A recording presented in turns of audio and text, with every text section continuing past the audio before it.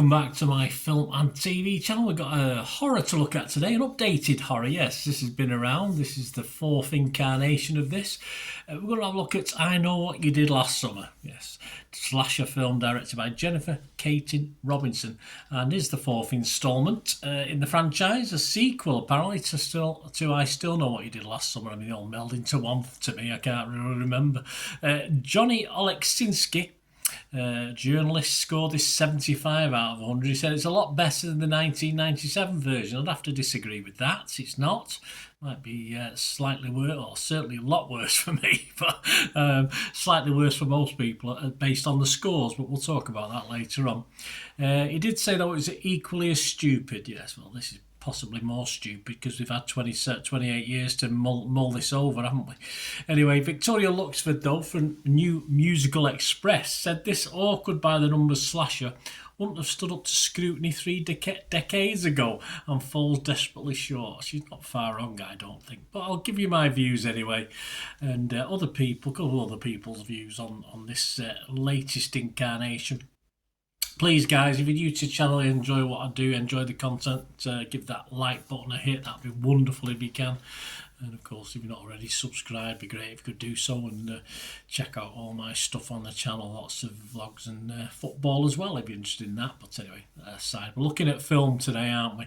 Right, this film stars Madeline Klein, Chase Suey Wonders, Jonah Hauer King, Tariq Withers, Sarah Pidgeon, Billy Campbell, Gabriel Betchell, and Austin Nichols. And we've got Freddie Prinze Jr., who I didn't recognise for a moment, I'll be honest with you.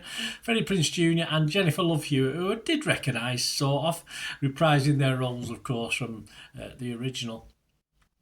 And we've got Ray Bronson and, of course, Julie James there playing from the first two films. I wasn't even sure they were in the sequel, but I say my memory's gone now on that one.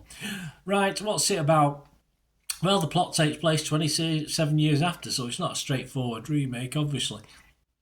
And after the Tower Bay murders in the second film, when another hook-wielding killer appears and begins targeting a group of friends. So no difference here in the plot or the scripts. Have they just dusted off the old one and just changed things a bit? Well, not too much. So 1 year after they covered up a car crash in which they killed someone, of course.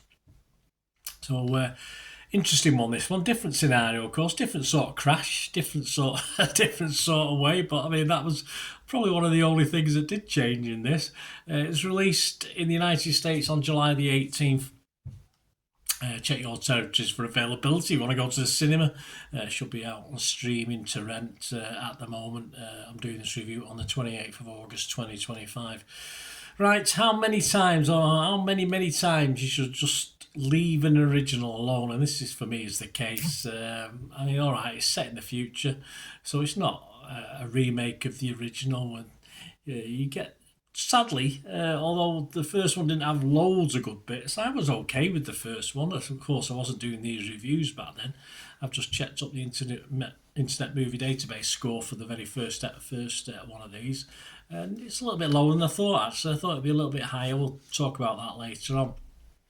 But this lacks any real originality and anything of the first so-called best bit, shall we say. When the slasher element becomes tedious, which it is, it's only funny we, of course, find new ways of mutilating people. If, a harpoon just gets a bit monotonous first time round, never mind second or third time. And you've got to be on a losers. There's nothing special about the script. The script is pretty tedious. A bunch of characters that we just couldn't care less about, or I certainly couldn't care less about them.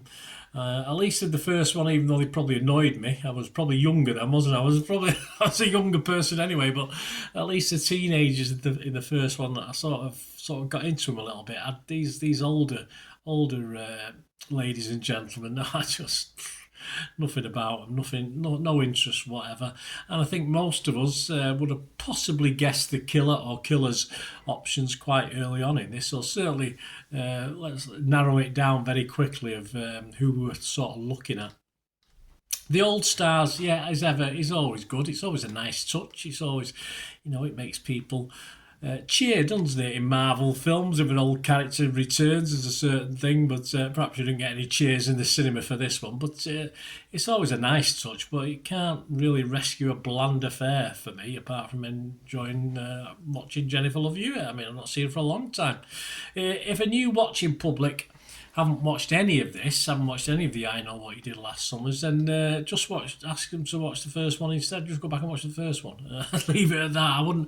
I wouldn't say watch this and then go back. I wouldn't even bother saying that. I would say just watch the first one, because I just thought there was a bit more character development, a bit more interest in the characters, I think, in the first one. As I say, I'm going back in time.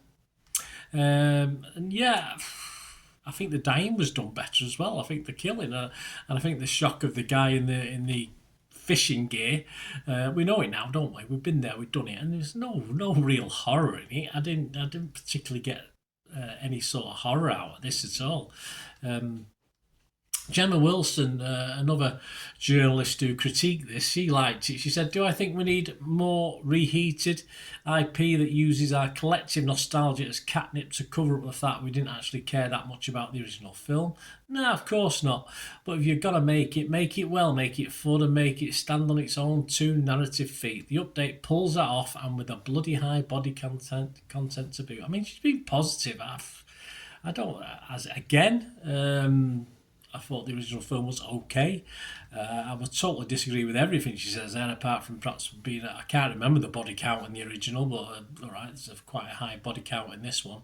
But she used the word fun there, didn't she? And I've never a word fun in this version. I'm sorry, there's nothing fun about this version of the film. David Fear from Rolling Stone, I think, was spot on. Let's see what he said, guys. This is what I totally agree with. I couldn't have put it better myself. That's why I'm quoting him. And it's the sensation that you're watching something that's sloppy, overthought, undercooked, and can't decide whether it wants to honour the original. It fails. Add to both the in-house lore and the long-standing genre tropes of the slasher canon. It doesn't. Or some combo of both. Two missed opportunities for the price of one.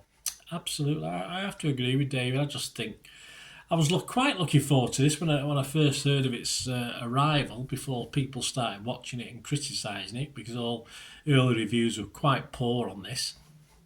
So by the time I got to watch it, I thought, well, it might not be that good, this, and sadly, it wasn't that good, this. I just thought it was very disappointing as a slasher movie. I like a little bit of difference in the killing. I like a little bit of cleverness, thinking, oh, that's good, a little bit more to it than what we get. And this probably wouldn't have, for me, if this had been released as the original film, I'm sure even 30 years ago I wouldn't have liked this particularly. I don't buy into the logic of this updated version as far as who's killing who, etc., and why. So why we had the killing spree anyway, I still not convinced after finding out, of course, who the perpetrator or the perpetrators were. Still didn't work for me, I'm sorry. Yes, pay homage to the original, but please try to give us at least a slightly tweaked storyline. Please at least sort of honour what's gone before, perhaps, and perhaps put some little work into it and improve it a little bit. They don't. Tagline for this one was "Karma is a killer." Another tagline was "Or you get the ending you deserve." My preferred tagline for me is "Shitter than the original," and that wasn't that fantastic to begin with, was it? Anyway, what are others thinking? Rotten Tomatoes, 37% positivity. 199 critics, 73 were fresh, so a big chunk of people liked it. 126 rotten, so make that 127 rotten. The website's consensus, faithfully harkening back to the original for better or worse, probably worse. I know what you did last summer. Reboot serves up plenty of nostalgia. Well, I'm not after nostalgia. I want to be entertained. I want to be scared. I want to jump. I didn't, without finding a compelling hook of its own. I like that little statement. Metacritic 42 out of 100. Just 32 critics. 9 were positive. That's okay. 14 were mixed, but there was 9 negative. Let's make that 10 negative. I've got to be negative on this. Rotten Tomato users seem to like it, so they're the exception probably today. 3.7 out of 5. Metacritic users just 4.5 out of 10. Internet Movie Database, as I said, I think the original scores a 5.8 on Internet Movie Database, the original back in 1997. This is currently, with 16,000 scores and reviews, sitting at 5.4, which I think is fair enough. But yeah, check out my score on TikTok, because I'm not going to give this a score. If I don't give something a 5, I don't score it. So this will not be getting a score off me this time. But you can check Facebook and TikTok for my actual score for this if it's of any interest to you. There you go. But I'm not wasting my time on this one. Very disappointed. There you go, guys. Thanks for watching. Let me know your thoughts. You might have been happy with this. I say certain people are. I just thought it was pretty poor. Simple as that, and just not good enough. A little bit of money spent on it, but I thought acting wise it was alright. I'm not going to say, well, I want to watch him in something else, you know what I mean, in the actor wise and stuff like that. Characters very bland, very uninteresting. Anyway, let me know your opinions, guys, because that's what it is, opinions. We can't always be all the same, can we? It'd be a very boring world, wouldn't it, if we all thought the same about things. Let me know your thoughts. Hope you enjoyed it anyway, even though I couldn't have been happier with the score or better with the score. Hope you enjoyed the content. If you are interested in the content and what I try and do, and you want to try and help the channel going forward, I'm always open for that, and there are ways of doing it. Or if you just want to contact me, there are ways of doing that as well through my various socials. And all you ever need to do to find out how is to keep watching and listening. Again, hope you enjoyed the feature, guys. Thanks for watching. Please, if you did enjoy the content, please give us a thumbs up, and if not already done so, press that subscribe button. If you're not already subscribed, that'd be wonderful. It's free to subscribe, absolutely free. Also, check out my social media links if you want to follow me on TikTok, Instagram, X, Facebook. They'll all be in the description below. And my special thanks to supporters of the channel, yes, Piat6505, who have an eBay shop selling film and TV memorabilia, including posters, books, magazines. There'll be a link again in the comments section. And if you're into your football, don't forget my football stuff on Manchester City for general football fans, but mainly City fans, of course. Or if you know someone who might enjoy that, give them a kick in my direction. I'll be very, very grateful. And as ever, guys, comments on this feature is wonderful. Anything to do with film and TV is always very, very welcome. It's great to talk film and TV. I thank you, guys, for your support. Stay safe, everyone.